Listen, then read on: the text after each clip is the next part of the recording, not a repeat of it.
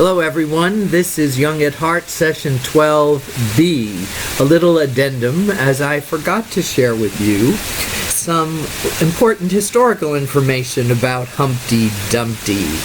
Humpty Dumpty sat on the wall. Humpty Dumpty had a great fall. All the king's horses and all the king's men couldn't put Humpty Dumpty together again.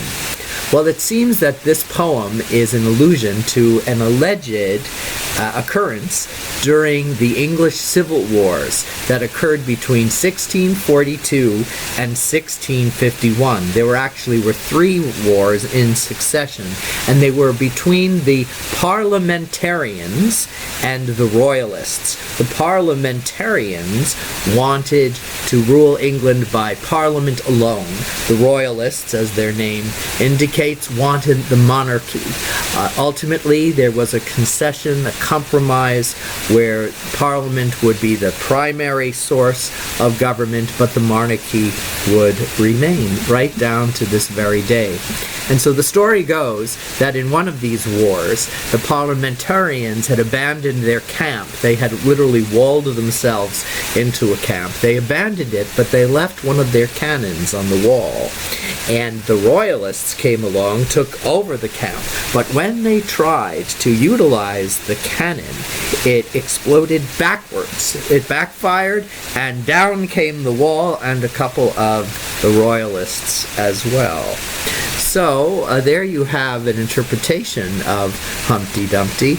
And another little note about this English Civil War here from 1642-1651. This actually happens to be around the same time that all the Mother Goose rhymes were first put down on paper.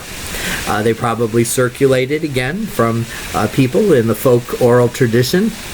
But that 17th century, right at the heart, in the middle of it, was very prolific in recording these Mother Goose rhymes.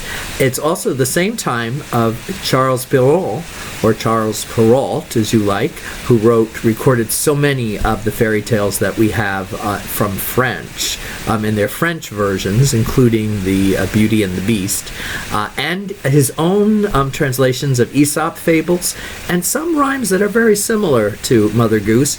These also were part of his output, his prolific output, in the middle of the 17th century. So here we have a little historical background to nursery rhymes and children's poems to keep us young at heart. Thank you for joining me. We'll be with you tomorrow.